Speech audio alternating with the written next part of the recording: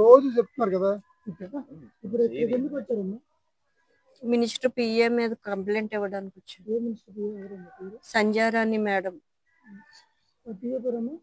బందాప్ Satish. Sexual గా arrest చేస్తున్నారు. కొంతమంది టీడీపీ నాయకుల దగ్గరికి వెళ్ళమంటున్నాడు, ఫోర్స్ చేస్తున్నాడు.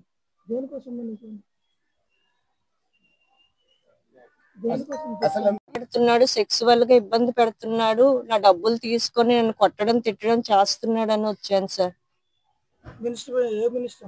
Sanjarani madam sir. ఎస్పీ గారికి అక్కడ పోలీసులు పట్టించుకోకపోతే ఇక్కడ ఎస్పీ ఆఫీస్కి వచ్చి కంప్లైంట్ ఇచ్చాను సార్.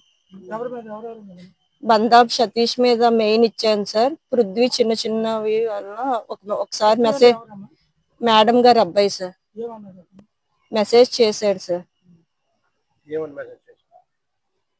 మా ఫ్రెండ్స్ ఇష్టపడుతున్నారు.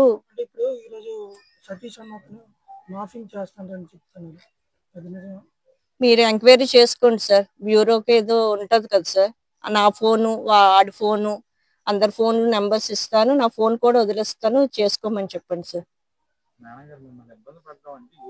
ఇవ్వాలనేసి జడ్పీకి నా జాబ్ పరంగా డబ్బులు ఇవ్వాలనేసి తీసుకున్నాడు సార్. వెళ్ళి కనుక్కుంటే జడ్పీ వాళ్ళు పైసా కూడా తీసుకోలేదమ్మా, నీ కారుణ్య నియమా కింద నీ భర్తది నీకు ఇచ్చాను జాబ్ అని తెలిసింది సార్. తెలిసిన తర్వాతే మినిస్టర్ పిఎన్ నిలదీశాం సార్. నిలదీస్తే మా పిఏ మీద వీళ్ళ మీద ఇదేస్తావా అనేసి నన్ను గుమ్మలక్ష్మీపురం ట్రాన్స్ఫర్ చేశారు సార్. మేడం మా స్టాఫ్ అందరితో వాళ్ళ ఇంటికి వెళ్ళడం జరిగింది సార్. వెళ్తే 2-3 సార్లు నువ్వు నా పిఏ మీద లేనిపోని నిందలేసుకొని ఇచ్చేస్తావు, చేస్తే అక్కడ జాబ్ చేయి లేకపోతే మాని అన్నారు సార్. జూన్ నుంచి మొన్న 17వ తేదీన హైకోర్టుకు ఆశ్రయించాం సార్. హైకోర్టుకు ఆశ్రయిస్తే హైకోర్టు లాయర్ నుంచి నా పరంగా కేసు తీర్పు ఇచ్చారు సార్. ఇక్కడ సాలూరు ఎండిఓ ఆఫీసులో జాయిన్ అవ్వు అనేసి ఆర్డర్ పరంగా ఇచ్చారు సార్.